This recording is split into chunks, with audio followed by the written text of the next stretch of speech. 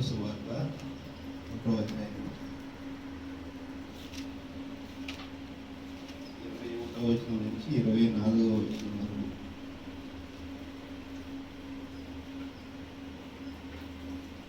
సంజయ్ తీసిందా? సంజయ్ తీసింది. లూకాసు సువార్త తీయాలి. వారు మరి నీవెవరవు నీవు ఏలియావా అని అడుగగా, నీవెవరవు నీవు ఏలియావా అని అడుగగా, అతడు కానెను. నీవు ఆ ప్రవక్తవా అని అడుగగా, కానని ఉత్తరం ఇచ్చెను.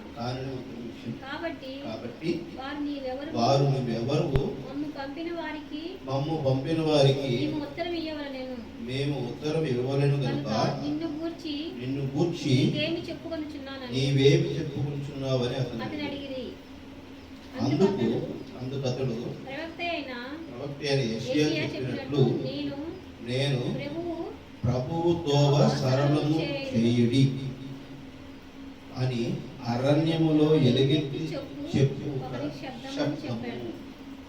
అని చెప్పి, పంపబడిన వారు పరిసయ్యులు చెందిన వారు నీవు క్రీస్తు అయినను ఏలియా అయినను ఆ ప్రవక్త అయినను కాని ఎడల ఎందుకు బాప్తిసం ఇస్తున్నావని అతను అడగగా,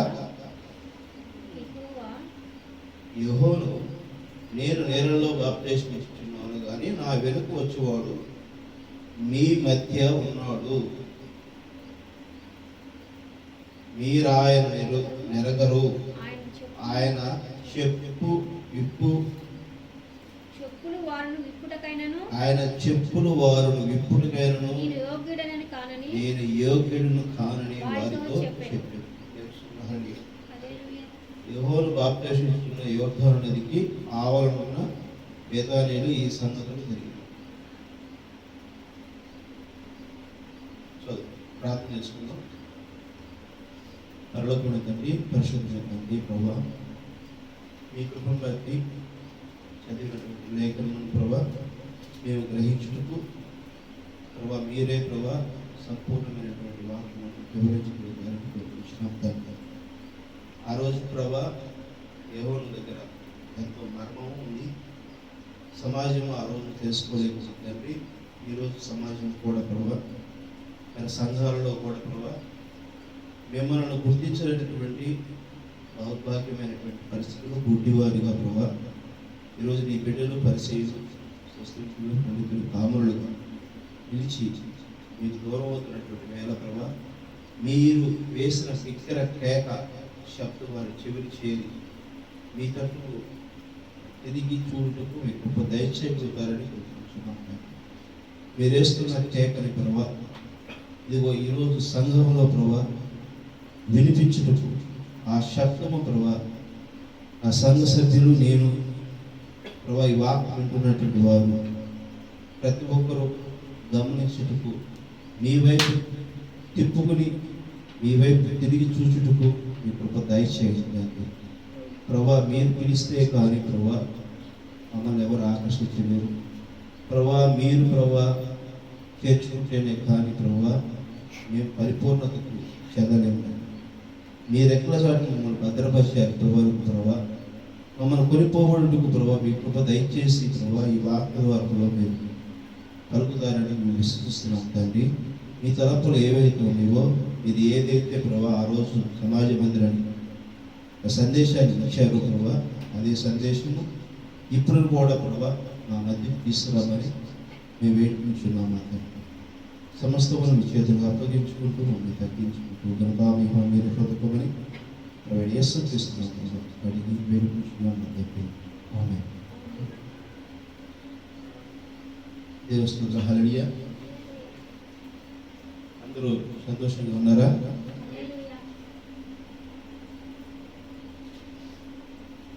మనకు ఒక శబ్దము వినపడబోతుందంట, దాన్ని పట్టుకోవాలి.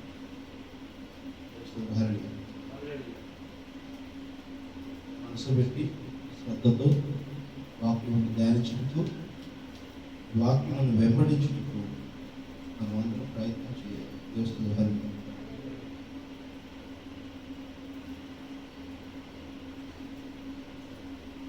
బైబిల్ తెలిసారా?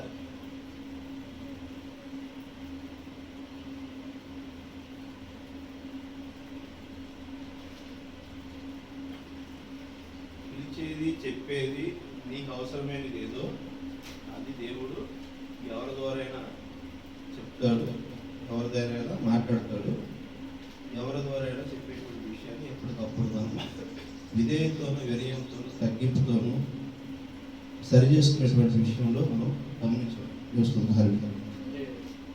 ఎదుటి వ్యక్తి మనకి చెప్తాడు, మన నుంచి కూడా దేవుడు ఎదుటి వ్యక్తికి చెప్తాడు. ఆమె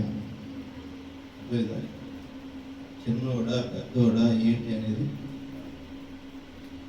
బట్ ఎక్కడో మనము నడవలసిన త్రోవలో నుంచి తప్పిపోతుంటే ఖచ్చితంగా దేవుడు ఒక కేక వేసి మనం సరైన దారిలో ఆమె కేక వేసి సరైన దారిలో పెట్టడం ఏంటి? ఒక గొర్రెల మంది వెళ్తుంది అనుకోండి, వెళ్తున్నప్పుడు గమ్యం ఎక్కడికి వెళ్ళాలి ఏంటి అనేది ఆ గొర్రెలు తీసుకెళ్తున్న కాపరి తెలుసు. అవునా కదా? చూస్తుంది హరుడు. అవునా? చూసారా? రోడ్డు పక్కన మేకలు వెళ్తా ఉంటాయి, మేకలు గొర్రెలు వెళ్తా ఉంటాయి. చూసారా?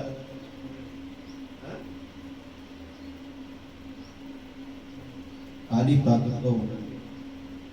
ఆకలి వేసినప్పుడు మనం భోజనం చేయడానికి కూర్చున్నప్పుడు ఏం చేస్తాం?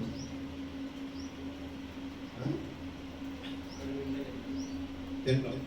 తినాలి అని కూర్చుంటాం. అవునా కదా? చేస్తుంది కానీ మనము భోజనం తినడానికి తినాలి అని చెప్పి కూర్చుంటాం. ఆ భోజనం తినేటప్పుడు మనకి ఇష్టమైంది అయితే మన సహజంగా 4 ముద్దలు తినేది వస్తాయి కాదు, 2 ముద్దలు ఎక్స్ట్రా తింటాం. అది జనరల్గా అయితే ఏదైనా కడుపు నింపుకోవడం కోసం మనం అయితే చేయాలి. అంటే ఆకలి వేసినప్పుడే మధ్యాహ్నము రాత్రికో పొద్దున పూట భోజనం దగ్గర మనం కూర్చుంటున్నామంటే మనకు ఆకలి వేసి ఉండాలి. ఆమె అవునా కదా? ఆకలి వేసింది మనం ఏదైనా తినగలుగుతాం.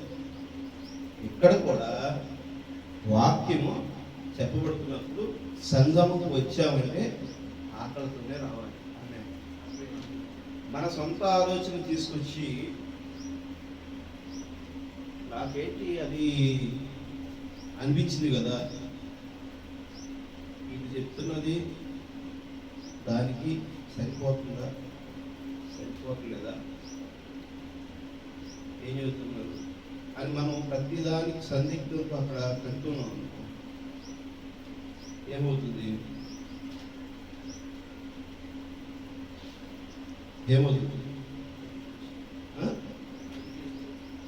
కన్ఫ్యూషన్ దేవస్థానం. ఇప్పుడు అన్నం ప్రతి మెతుకు చెప్పారు కదా, భోజనానికి వచ్చినప్పుడు ఆహారం వచ్చినప్పుడు ప్రతి మెతుకు ఏరుకుని అది అనుమానం అయినప్పుడు తిరుగు, తినాలనుకున్నప్పుడు నమ్ముట నీ వలనైతే సమస్తము సాధ్యం. ఆమె ఇక్కడ మనం మందిరంలోకి వచ్చాం. ఓకేనా? ఎందుకు వచ్చాము? వాక్యం వినడానికి వచ్చాము. వాక్యము ఎవరు చెబుతున్నారు? వ్యక్తి అని చూస్తే, కాపరలో మనిషిని చూస్తే మనిషిని చూసినట్టుగా ఉంటుంది. ఆమె ఆ వ్యక్తిలో ఏ వాక్యం పలుకుతుంది, ఆ వాక్యం యొక్క సందేశం ఏంటి, ఆ వాక్యము మర్మం ఏముంటుందో ఆ వాక్యాన్ని మనము పట్టుకోవాలా, మనం గ్రహించాలి. ఇది వాస్తవా కాదా చెప్తున్నటువంటిది అది మనం గమనించుకుంటా మనం తింటూ ఉంటే దాని రుచి తెలిసింది. ఆమె అర్థమైందా? అలాగే గొర్రెలు వెళ్తున్నప్పుడు దాని దారి తెలియదు, కాపలు తెలిసి ఎక్కడికి వెళ్ళాలి. ఒక ఊరి నుంచి ఇంకో ఊరికి ఒక గమ్యం ఉంటుంది, ఒక ప్రదేశం నుంచి ఒక గమ్యం ఉంటుంది. చేర్చేది తీసుకెళ్ళేది కాపలు. ఆ కాపరి తీసుకెళ్ళేటప్పుడు గర్భిడి అయితే ఎలా ఉంటుందంటే 20 లక్షల మంది జనాభా 40 సంవత్సరాల పాటు ఇజ్రాయెల్ కనాను దేశానికి నడిపించినటువంటి మోషే ఇద్దరు మాత్రమే కనాను దేశానికి పంపించడానికి సహకారం చేయగలిగారు. మిగిలిన వాళ్ళందరూ ఏమైపోయారు? ఆయన ఒక చిన్న దేవుడు. ఆయన బానిసత్వం నుంచి విముక్తులు చేసి తీసుకొచ్చాడు. ఆమె అనగా పులిసిపోయిన రొట్టెలను, ఆశపెట్టిపోయిన రొట్టెలను, పనికిరానటువంటి ఆహారాలను పెడుతుంటే దీని అక్కడ పని చేస్తున్నారు. భరోసా చేస్తుంది. వారిని అక్కడి నుంచి దేవుడు విడిపించి తీసుకురమ్మని వారి మీద ఉన్నటువంటి శాపం 400 సంవత్సరాలు నడిచింది. 400 సంవత్సరాలు నడవంగానే దేవుడు వచ్చేసాడు రంగం మీదకి. ఆయన ఆగలేదు. అర్థమవుతుందా? వచ్చేసి మోషే ఎక్కడ ఉన్నాడు అని చెప్పేసి మోషే చుట్టూ తిరుగుతున్నాడు. మోషే ఎంచుకున్నాడు, తిరుగుతున్నాడు. మోషే ఎంచుకున్నాడు, తిరుగుతున్నాడు. మోషే నువ్వు అక్కడికి వెళ్ళను. లేదు ప్రభా, నేను వెళ్ళలేదు, ఏం చెప్పాలి. ఎందుకంటే ఆయన నచ్చారు. ఆమె అర్థమైందా? నేను నచ్చి ధ్యానం చేయమంటాను. నేను వెళ్ళి ఏం చెప్తాను అని అడిగాడు. అర్థమైందా? నాకేం తెలుసు ప్రభా, నేనేం చెప్పాలి, ఎక్కడికి వెళ్ళాలి, వాళ్ళు నీ చెబితే తింటారా? లేదు, నీ సహోదరుని కూడా నీ అన్నను కూడా నీతో పంపిస్తాను. అప్పటికి మోషే ఎలాంటి ప్రావీణ్యుడు తెలుసా? తను కత్తి పట్టుకుంటే ఎవరో తనతో యుద్ధం చేయలేరు. ఆమె ఫరో రాజులో అతను ఒక రాజు హోదాలోనే పెరిగాడు.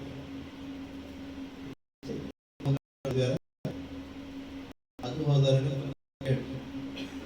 అయితే అతని సింహాసనం, ఫరో సింహాసనం మోషేని అప్పుడు వాడిగా రూపొందించి అక్కడి నుంచి నెట్టు వేశాడు.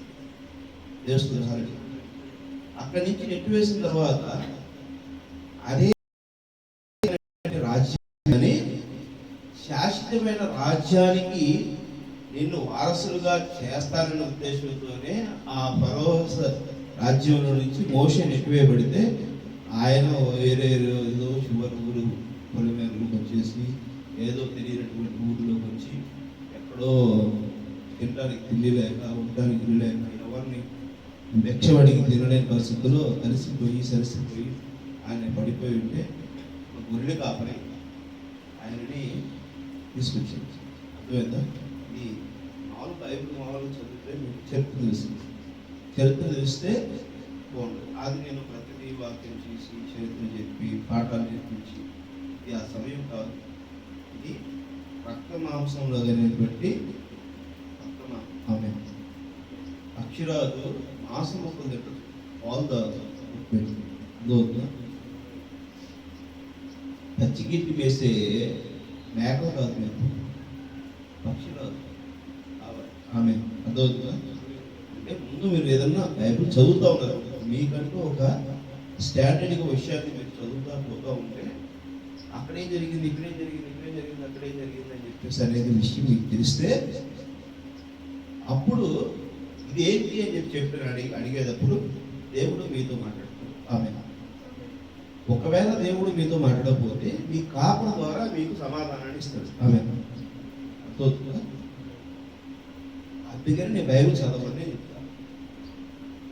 ఇప్పుడు నేను ఎంచుకున్నటువంటి విషయానికి ఒక ఉదాహరణ ఎత్తుకుంటే, ఆ ఉదాహరణకు ఇంకో ఉదాహరణ ఎత్తుకుంటే, ఆ ఉదాహరణకు ఇంకో ఉదాహరణ ఎత్తుకుని ఏమవుతుంది?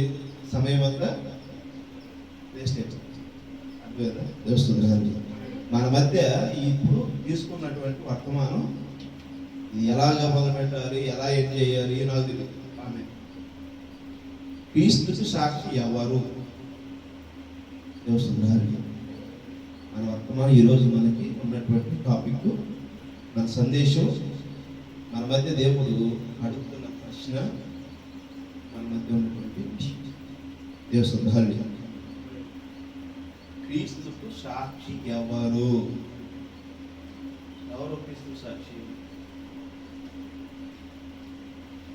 ఇది మన ఇప్పుడు అలాగే కాపరి మోషే అలా వచ్చి అలా ఉన్నప్పుడు దేవుడు మోషేని ఎంచుకుని కనాను దేశానికి తీసుకెళ్ళడం, తన యొక్క యూదులను తీసుకెళ్ళడం, 20 లక్షల మంది జనాభా తీసుకెళ్ళాడు. దానికి సాదృశ్యమే శుక్రకరాలు సాదృశ్యం. ఆమె ఆ రోజు కనాను దేశాలు తీసుకెళ్ళిన 20 లక్షల మంది శుక్రకరాలు, స్త్రీ పురుషుడు సంభోగం జరిగితే ఉత్పత్తి అయ్యే కరాలు, శుక్రకరాలు 20 లక్షల కరాలు. ఆ 20 లక్షల కరాల్లో 1 లేదా 2 కరాలు మాత్రమే గర్భంలోనికి ప్రవేశించి శిశువు జన్మించడానికి, శిశువు జననానికి కారణం. ఆమె అర్థమవుతుందా? ఆడ జరిగిన విషయము మన బాడీలోది మొదటగానే జరిగింది. మోషే చేసేటువంటి విషయము ఆదాము అవ్వ దగ్గర జరిగింది. ఆమె అర్థమవుతుందా? అవ్వ ఎప్పుడైతే తల్లి కావాల్సి వచ్చిందో అప్పుడే అది ఇంపాక్ట్. ఆ ఇంపాక్ట్నే సాదృశ్యంలో మోషే చూపించాడు. మోషే జీవితం అదే ఇన్ఫాక్ట్లో ఇజ్రాయెల్ దేశంలో యేసు క్రీస్తు సువార్త ప్రకటించాడు. అర్థమవుతుందా? ఈ లోకంలోనికి, ఈ లోక గర్భంలోనికి యేసు క్రీస్తు వాక్యము బయలుపాటు. ఆమె ఆ బయలుపాటు రావచ్చే సమయంలో ముందుగా వస్తుంది అని చెప్పినటువంటి వ్యక్తి ఎవరు? మోషే, ఏలియా అని జరిగింది. ఎస్, ఇది నిజమే, రాబోతున్నది నిజమే. నా వెనక ఒక వ్యక్తి వస్తున్నాడు, ఆయన ముందే ఉన్నాడు. ఎప్పుడున్నాడు అంటే ఆది అందే నుంచి ఉన్నాడు. ఆయన నా వెనక రాబోతున్నాడు, కనబడబోతున్నాడు. ఆమె నా వెనక కనబడబోతున్నాడు అని చెప్పిన వ్యక్తి ఎవరు?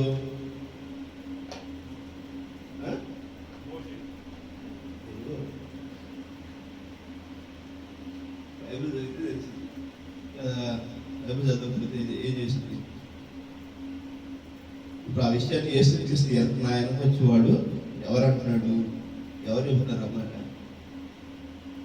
నా వెనుక వచ్చేవాడు మీ మధ్య ఉన్నవాడు, మీరు ఆయన ఎరుగుదురు. ఆయన చెప్పులు వారును విప్పుటకైనను నేను యోగ్యుడును కానిని వారితో చెప్పి. ఎవరా మాట చెప్పింది?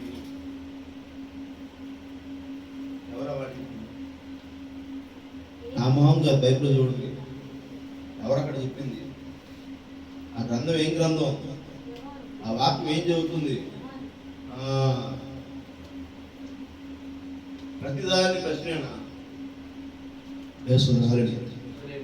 అర్థమవుతుందా? ఎవరా మాట చెప్పింది? యెహోవా చెప్పాడు. ఆమె యెహోవా ఏమంటున్నాడు? ఆయన అసలు ఏంటంటే ఆయన యెహోవా ఏమంటున్నాడు?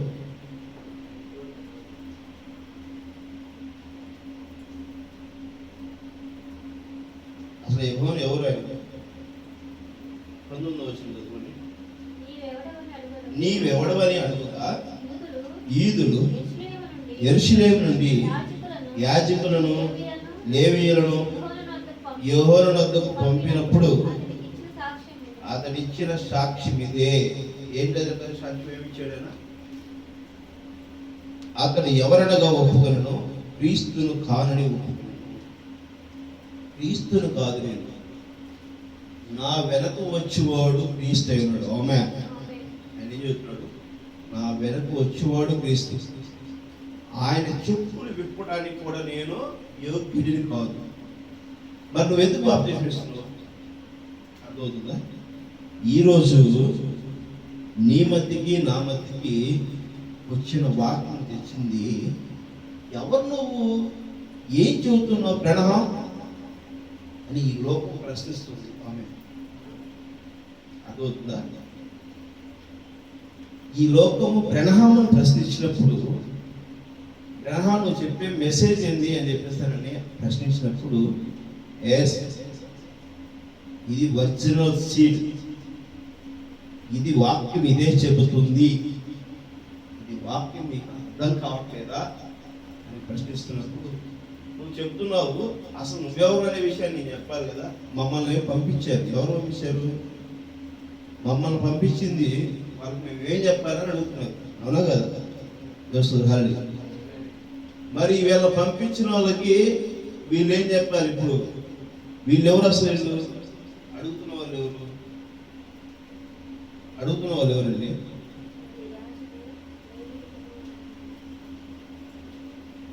24 చూడండి. ఎవరు? పంపబడిన వారు పరిసయ్యులకు చెందిన వారు. వారు నీవు క్రీస్తు అని ఏలియాయను ప్రవక్త అయినను కాని ఎడల ఎందుకు బాప్తిస్మం ఇచ్చుచున్నావని అతన్ని అడగగా. హల్లెలూయా.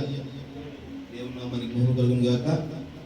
ప్రభువైన యేసుక్రీస్తు నామములో నువ్వెందుకు బాప్తిస్మం ఇస్తున్నావు అని ఆమెను అడుగుతున్నారు. ఎప్పుడు అడిగారు ఇది? 1930 నుంచి జరుగుతున్నటువంటిది. ఇప్పుడు ఏంటి? 2025 సంవత్సరం వచ్చేసింది.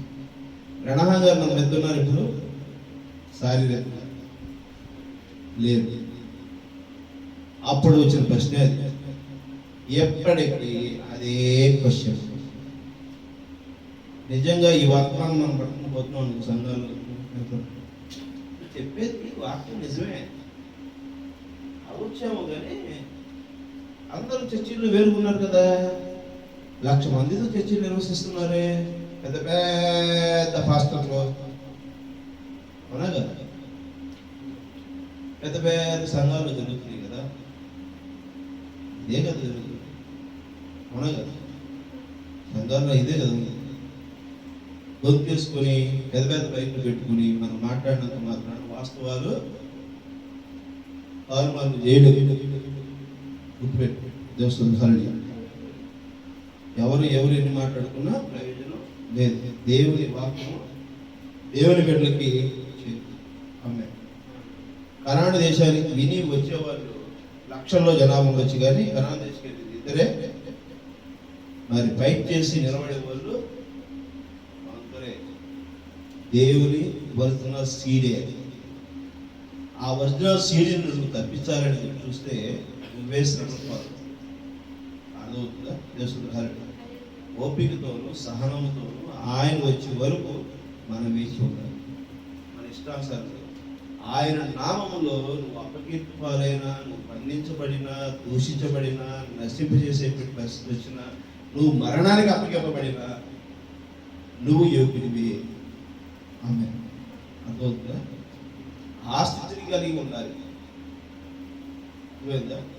నీకు కలిగిన దాన్ని నువ్వు సాక్ష్యం చెప్పాలి.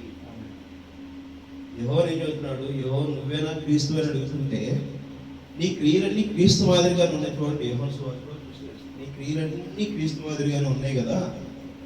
ఇవన్నీ చేసేటువంటి ప్రతి క్రియ కూడా క్రీస్తు మాదిరిగా ఉంది. నువ్వేనా క్రీస్తు అని అంటే ఆయన క్రీస్తు అంటలా. అర్థమవుతుందా? నీ కాలు నొప్పి తగ్గిపోయింది, నీకు లేకపోతే ఇంట్లో ఉన్నటువంటి వ్యాధులు తగ్గిపోయినాయో, లేకపోతే ఫోటో అని అంటే నేను మంచి డాక్టర్ దగ్గరికి వెళ్ళానండి, నేను మంచి ఎక్సర్సైజ్ చేస్తానండి, నాకు ఇంకా తగ్గలేదు, తగ్గుతుందని అనుకుంటున్నాను అని చెప్పితే ఏమవుతావు? నువ్వు సాక్షి అవుతావా? నువ్వు కనపరచబడుతున్నావు, క్రీస్తు కనపరచబడుతున్నావు.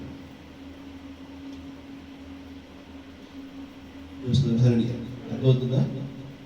మనకి ఎక్కడి నుంచి కృప వచ్చిందో ఆ కృపని వెంబడి కృప వస్తుంది. కృప క్రీస్తు నీతో ఉంటే ఆమె అది క్రీస్తు నీతో ఉన్నాడనే విషయాన్ని నువ్వు సాక్షికి చెప్పాల్సి వస్తుంది. ఆమె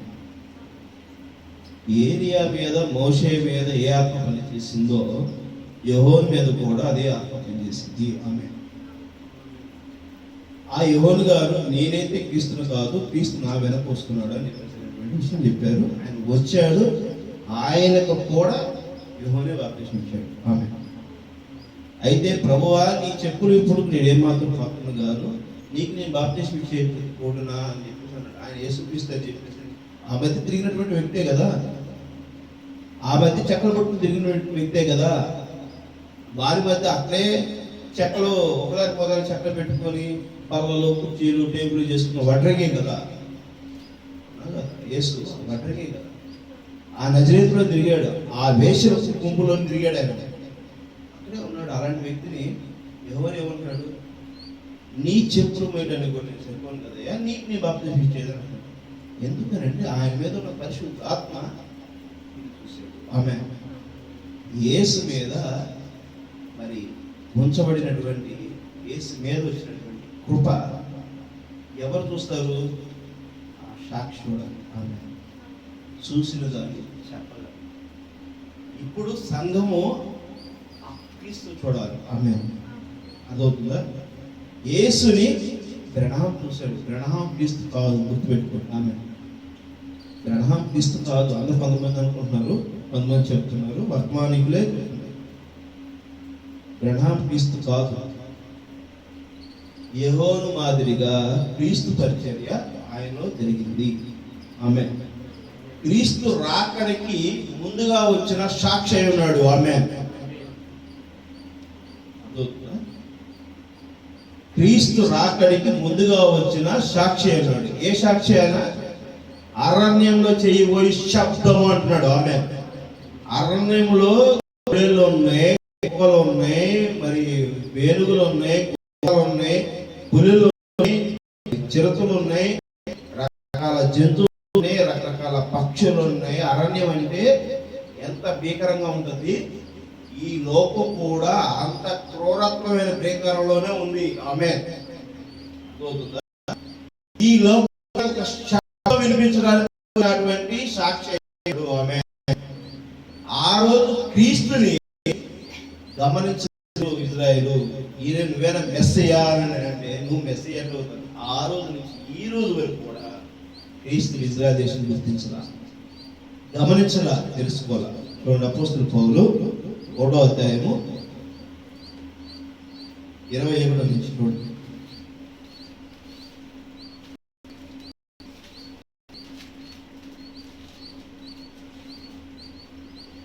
చదవండి. తక్కువ సమయంలోనే వర్తమానాన్ని ఈరోజు కంప్లీట్ చేసుకుందాం. ఎక్కువసేపు నిలబడలేనటువంటి పరిస్థితి ఉంది కాబట్టి దేవుడు అయినా కూడా నన్ను నిలబెట్టుకొని మాట్లాడుతున్నందుకు ఆయనకి ముందుగా ఆమె. అపోస్తలుల కార్యములు 1వ అధ్యాయము 21 నుంచి 24 వచ్చాడు. కాబట్టి యెహోను బాప్తిజం ఇచ్చినది మొదలుకొని ప్రభువైన యేసు వద్ద నుండి పరమునకు చేర్చుకునబడిన దినము వరకు ఆయన మన మధ్య సంచరించబడిన కాలమంతయు మనతో కలిసి ఉన్న వీరిలో ఒకడు, మనతో కూడా ఆయన పునరుద్ధానమును గురించి సాక్షి అయ్యుట ఆవశ్యకమని చెప్పి ఆమె. అప్పుడు వారు యోస్తు అను వారు పేరు గల బర్సబ్బ అనబడిన యేసేపు నత్తీయుల నిద్రని నిలబెట్టి ఇట్లని ప్రార్థన చేసి, అందరి హృదయమును ఎరిగి ఉన్న ప్రభువా, తన చోటికి పోటుకు యోధా తప్పిపోయి పోగొట్టుకున్న ఈ పరిచర్యలో అపోస్తలులో పాలు పొందుటకు వీరిద్దరూ నువ్వు ఏర్పరచుకుని కనబరచబడిన అని అంతటా వారు వీరిని గురించి చీట్లు వేయక నత్తీయ పేరున చీటి వచ్చిన కనుక అతడు 11 మంది అపోస్తలులతో కూడా లెక్కింపబడిను. ఆమె అపోస్తలులతో ఏ విధంగా అక్కడ లెక్కింపబడిందో, ఆయన వేసిన చీటీలో ఏ విధంగా పేరు వచ్చిందో ఆ విధముగానే ప్రవేణ యేసు క్రీస్తుకు సాక్షిగా ఇప్పుడు నిలబడినటువంటి క్రియనే మన మధ్య ఈ కాలంలో మనకి మరి తెలుసు. దేవుడు మరి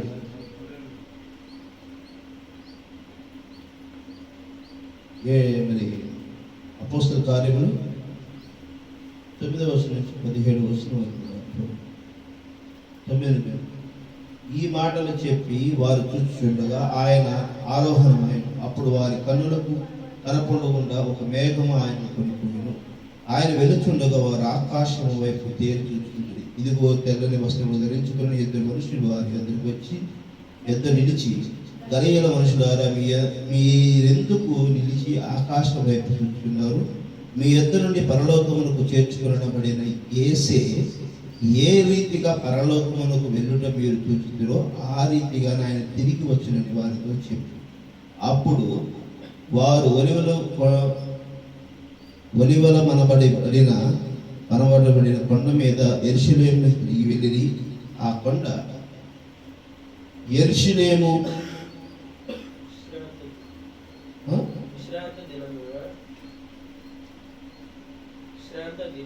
విశ్రాంతి దినమున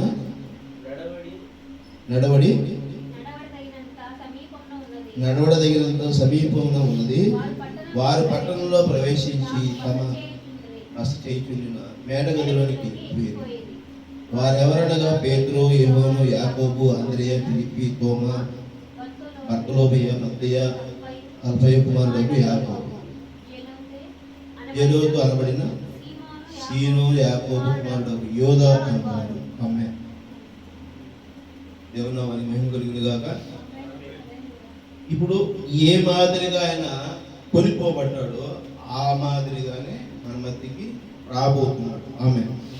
కొనిపోవడం అంటే ఏంటి? ఆరోహణ.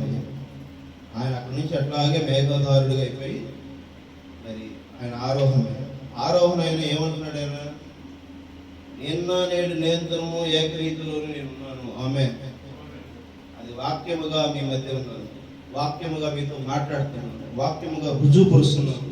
నేను మీతోనే ఉన్నాను అని గ్రహించగలిగేటువంటి వారందరితోనూ నేను ఎప్పటికప్పుడు కనబరుచుకుంటూనే మిమ్మల్ని మీరు సరి చేసుకుంటూ మీకు ఆ పరలోక రాజ్యానికి అర్హతకి కావలసినటువంటి శిక్షణ, తర్ఫీదు, అర్హతని నేను ఎప్పటికప్పుడు ఇస్తాననేటువంటిది ఆయన చెప్పినటువంటి సందేశం.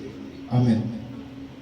ఆయన నిన్ను నన్ను సరి చేసుకోమనని ఆ రోజు సాక్షిగా యోహాను ఏ విధంగా నిలబడ్డాడో ఈ రోజు సాక్షిగా మన మధ్య వర్తమానం కూడా నిలబడింది. ఆ వర్తమానం తీసుకొచ్చినటువంటి వ్యక్తి మీద జరిగినటువంటి ఆత్మ, ఆయన మీద ఉన్నటువంటి ఆత్మ క్రీస్తే. ఆమేన్. అర్థమవుతుందా? బ్రహ్మ క్రీస్తు కాదు, బ్రహ్మ మీద ఉన్నటువంటిది ఆత్మ దేవసుధ హరియ. ఇప్పుడు క్రీస్తు రావలసి ఉన్నదా లేదా? రెండో రాకడ రావాలి. ఎక్కడ రావాలి? ఇజ్రాయెల్ దేశంలో కనపడతాడు. గలయా దేశం మీద కొండ మీద ఆయన మళ్ళా దిగడం చూస్తాడు. అర్థమవుతుందా? ఒలివల కొండ మీద దిగాలి ఆయన పాదము అక్కడ పెట్టడానికి. ఇప్పుడు ఒలివల కొండ ఇప్పటికే నిర్లిస్తుంది. ఆమె కానీ ఎట్లా చూస్తే మీకు తెలుస్తుంది. ఒలివల కొండ ఇప్పటికే నిర్లిస్తుంది.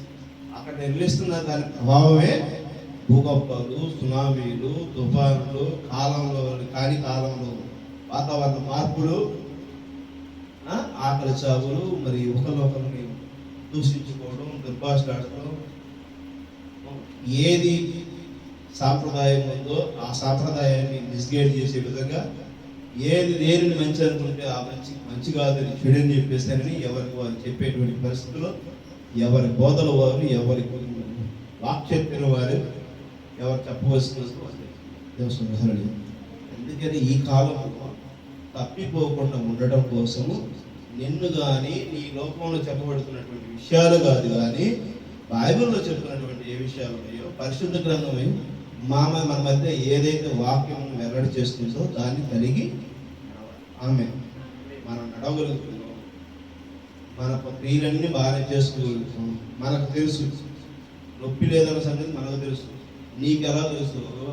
నీ మనసులో లేనటువంటి ప్రతి ఒక్క క్రియ కూడా ముందుగా ఈ దేవుడైనటువంటి క్రీస్తుకు తెలుసు. ఆమేన్.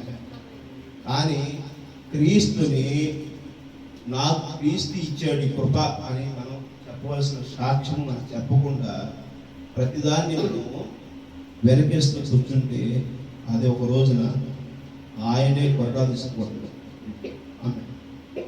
అదవుతుందా? నాతో మాట్లాడినటువంటి ప్రతి మాట క్రీస్తు మహిమార్థ కొరకు, క్రీస్తును కనబరచడం కోసము, క్రీస్తుని వెల్లడి చేయడం కోసం, క్రీస్తును సువార్త ప్రకటించడం కోసం, క్రీస్తు రాజ్యము భూస్థాపన మీద ఉన్నదనేది రుజువు చేయడంలో నువ్వు నేను సాక్షిగా నిలబడాలనుకుంటే నీ మధ్య నా మధ్య తీసుకొచ్చినటువంటి వర్తమానమైన గుర్తుపెట్టుకుని ఆమె అదవుతుందా? మీరు గమనిస్తే దాన్ని మీరు కలిగి ఉండాలి. యోహాను సువార్త 1వ అధ్యాయము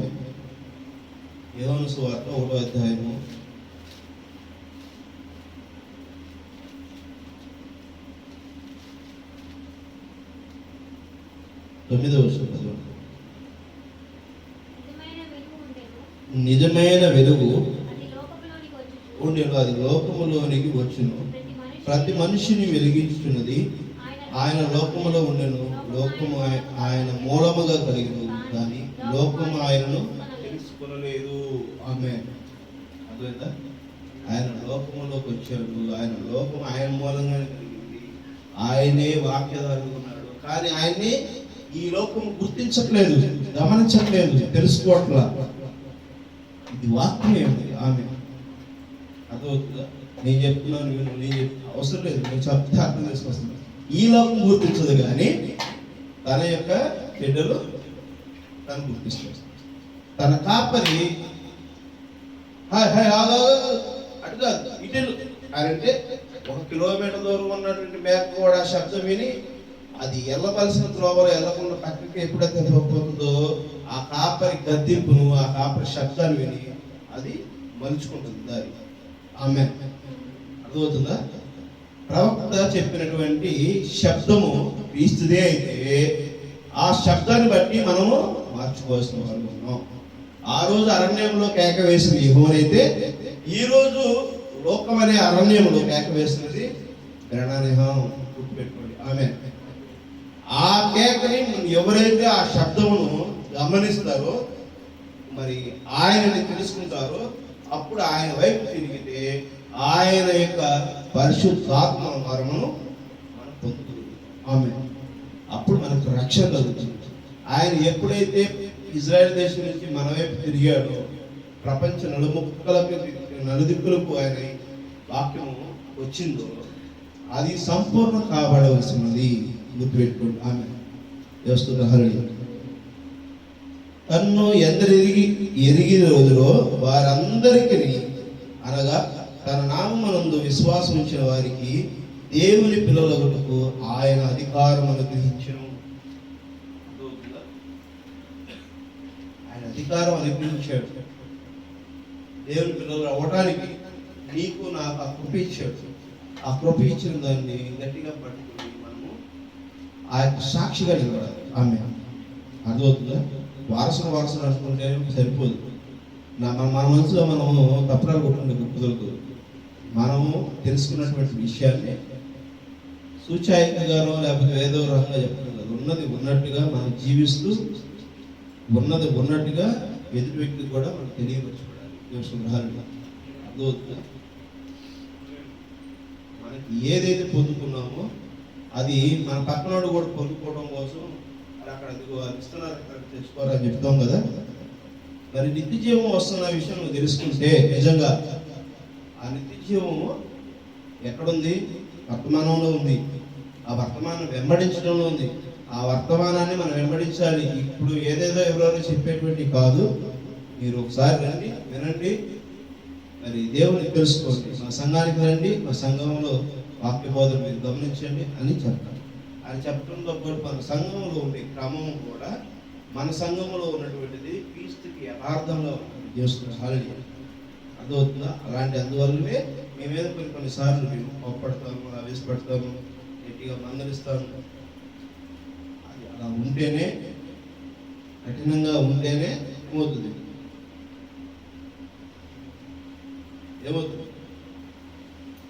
శిల్పాన్ని చెక్కేటువంటి ఆ యొక్క శిల్పకారుడు కఠినంగా ఉండి సరైన నుండి అది రావడానికి కరెక్ట్గా కొడుతుంటే దెబ్బ తరుగుతుంది, రాయికి దెబ్బ తరుగుతుంది. అని ఆకారం రావడం కోసం పట్టాల్సిందే. అర్థమవుతుందా? పట్టాల్సిందే. దాంట్లో ఏమి ఇంకో మాట మాట్లాడటానికి లేదు. ఖచ్చితంగా దాన్ని పట్టాల్సిందే. నొప్పి పుట్టి నొప్పి పడుకుంటే ఉండదు. దేవునామానికి మహిమ కలుగును గాక.